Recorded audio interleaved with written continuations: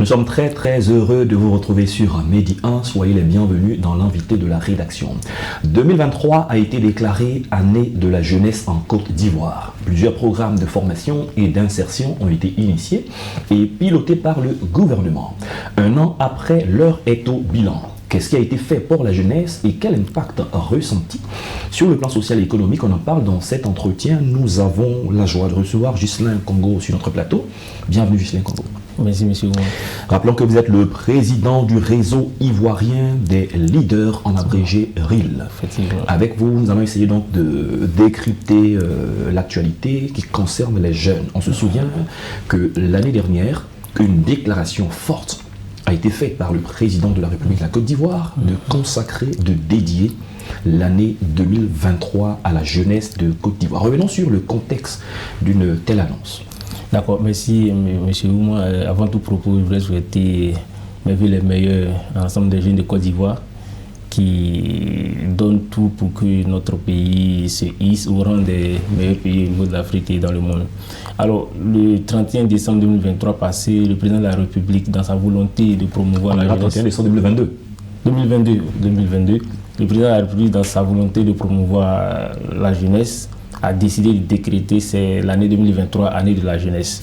Et donc, pour nous, c'était une opportunité pour les jeunes de pouvoir occuper l'espace public, tous les secteurs, et de montrer que véritablement, ils ont cette force-là de participer au développement du pays. Et cela a été accueilli avec beaucoup de joie par toutes les organisations de jeunesse. Lorsque l'annonce a été faite, le RIL, comment est-ce que vous avez pris cette annonce? Alors pour nous qui travaillons sur des questions en lien direct avec la participation des jeunes au développement du pays, nous avons accueilli cette nouvelle avec beaucoup de joie, mais aussi avec beaucoup de réserve, parce que pour nous, un pays avec 75% de sa population qui est jeune, nous disons que toutes les années doivent être les années de la jeunesse, parce que quand on a 22 millions de sa population jeune, on ne doit pas, c'est vrai, décréter une année spécialement pour les jeunes, c'est important, mais pour nous, c'était que, voilà, qu'est-ce qu'elle allait être le contenu réel, qu'est-ce qui allait être différent des autres années, puisque le gouvernement avait plusieurs projets pour les jeunes depuis l'arrivée du président Ouattara au pouvoir. D'accord, si vous parlez de contenu, c'est vraiment très important. Qu'est-ce qui était effectivement au contenu? Quand cette annonce a été faite, comment est-ce que cela a été décliné avant qu'on ne puisse voir ce qui a été fait et ce qui n'a pas été? Je pense que le gouvernement a décliné cette année jeunesse en trois axes. Donc le premier axe, c'était des questions de formation, encourager l'entrepreneuriat des jeunes. Deuxième axe, encourager l'esprit civique et la participation citoyenne des jeunes.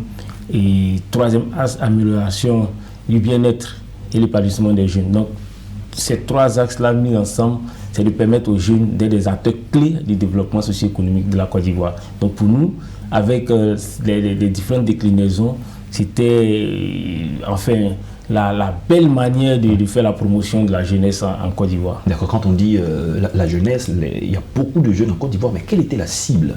Parce que quand on regarde un peu le premier axe qui concerne les formations pour les 6 premiers mois, les bilans, le bilan exhaustif, on ne l'a certainement pas. On parle des premiers 6 mois de plus de 51 000 jeunes qui ont été formés dans différents programmes, parmi lesquels l'école de la seconde chance, 331 000 jeunes qui ont été insérés pour des questions de stage, facilité d'emploi. La cible principale. C'est le véritable problème, parce que je pense que la cible n'a pas véritablement été définie. Quand on regarde un peu le bilan, on verra que la chance a été donnée aux jeunes qui n'ont pas forcément de grand niveau, mais qui veulent avoir une deuxième chance. Donc ces jeunes ont été favorisés. Et également, il y a des jeunes entrepreneurs qui font des petits métiers qui, eux aussi, ont été plus ou moins touchés. Pour nous, quand on parle de jeunes, c'est dans toute sa composante. Ceux qui travaillent, ceux qui sont des entrepreneurs, tout cela devait être touché pour que, enfin, au sortir de là, on sente que les jeunes ont bougé. Est-ce qu'on ne va pas taxer aussi les jeunes, bien des fois, de ne pas aller à l'information? On a entendu parfois le ministre qui signifiait que beaucoup d'opportunités sont disponibles, les jeunes ne viennent pas les récupérer, ne viennent pas à l'information. Bon, personnellement, je pense que avec toute la communication qu'il y a eu autour de l'année de la jeunesse, les jeunes avaient l'information, ils partaient aux informations. Mais le souci, c'est que quand vous voyez un peu tout ce qui se passe un peu sur les réseaux et tout, les jeunes eux-mêmes ne croyaient pas trop en l'année de la jeunesse. Ils ont vu ça comme une annonce purement politique, du vous la politique, parce que quand on dit 1 milliard par jour, les jeunes ont tourné ça en dérision, parce que pour eux, c'était l'argent allait être déposé dans une banque et chaque jeune allait recevoir son argent sur son compte. Il a fallu plusieurs interventions du ministre pour comprendre que cet argent-là va permettre de construire des établissements, de faire payer des formations, d'équiper plus ou moins des établissements publics pour que les jeunes soient épanouis. Voilà, donc je pense que même si le gouvernement estime que les jeunes ne vont pas à l'information, il était important que le gouvernement crée les conditions pour que les jeunes aillent à l'information. Parce que pour celui qui se trouve chez moi, peut-être à Kongoti, qui n'a pas accès à Internet, qui ne sait même pas qu'une année est dédiée à la jeunesse, qu'est-ce qui a été fait pour celui-là? Donc pour moi, on pouvait prendre tout ça là en compte pour que l'année de la jeunesse là, bénéficie réellement à tous les jeunes de la Côte d'Ivoire dans tous les hameaux et villages. Au compte du bilan aussi, on note que des milliers de jeunes ont eu de l'aide pour pouvoir avoir leur carte nationale d'identité au niveau du réseau ivoirien des leaders. Est-ce que vous en avez été bénéficié et comment vous voyez cette action? Au niveau du réseau ivoirien des leaders, je pense que c'est des jeunes quand même qui sont engagés dans la société. Donc je ne pense pas qu'au niveau du réseau ivoirien des leaders, il y ait des jeunes qui n'ont pas de carte nationale d'identité.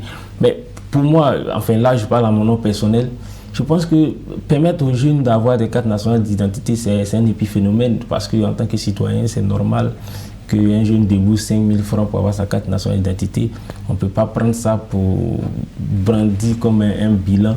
Je pense qu'il y a beaucoup de choses à faire que de distribuer des cartes nationales d'identité aux jeunes qui ont besoin d'emploi, qui ont besoin de s'insérer, qui ont besoin d'avoir des formations de qualité, d'avoir des stages à l'extérieur du pays, rencontrer d'autres jeunes dans la sous-région pour voir un peu comment le monde évolue en termes de géopolitique, géostratégie et toutes choses qui concourent au développement de la Côte d'Ivoire. Il y a un autre point aussi qui est relevé pour le volet service civique, l'ouverture du centre de service civique de Boaké, le premier du genre qui à terme va avoir la construction de 14 centres pour la prise en charge de 14 000 jeunes. Quand on parle de l'année de la jeunesse, est-ce que pour vous, c'est sur ces aspects-là qu'on devrait beaucoup plus mettre l'accent, sinon sur lesquels? C'est un pas important parce que comme je l'ai dit, on ne peut construire une nation sans esprit civique, sans esprit citoyen, parce que tout ce qu'on développe, il faut des gens capables de comprendre les enjeux et le respect même des institutions de la République et ceux qui les incarnent. Mais en plus de cela, il y a le volet employabilité des jeunes, c'est-à-dire comment le jeune qui a tout cet esprit civique-là bénéficie d'un accompagnement qui lui permet bien entendu de pouvoir créer de la richesse. C'est le plus important parce que au-delà de tout, c'est la recherche du profit, c'est de permettre aux jeunes de s'épanouir, d'avoir des revenus qui leur permettent de subvenir à leurs besoins.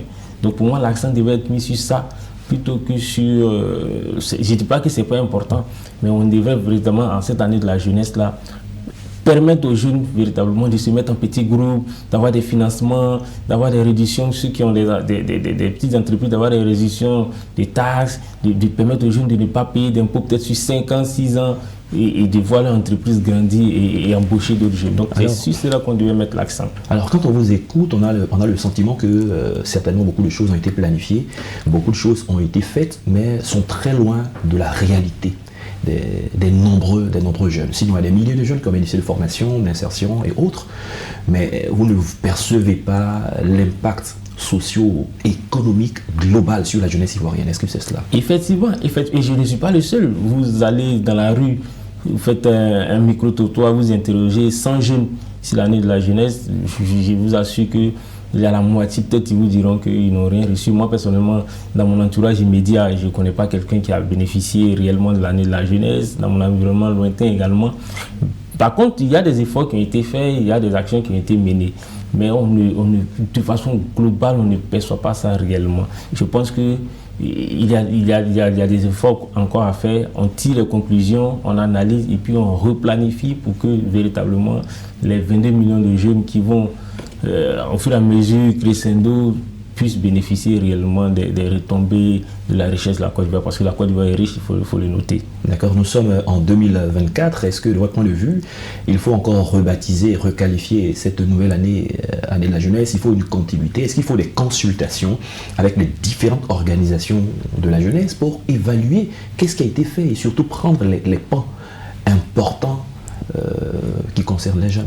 Bien sûr, bien sûr. Et comme je le dis, toutes les années doivent être les années de la jeunesse. Parce que quand on est un pays avec 29 millions d'habitants, où il y a 22 millions qui ont moins de 35 ans, monsieur Oumar, il est important que toutes les années... Nos préoccupations doivent tourner autour des jeunes. Vous voyez un peu. Donc, il faut qu'on réunisse tous les jeunes, on fasse un bilan réel et que les jeunes disent réellement, voici ce que nous attendons pour les autres années à venir. C'est vrai, il y a le PGGouv 2023-2025 qui est en cours, donc je pense qu'il faut que les jeunes soient réellement impliqués pour que ça puisse impacter. Voilà.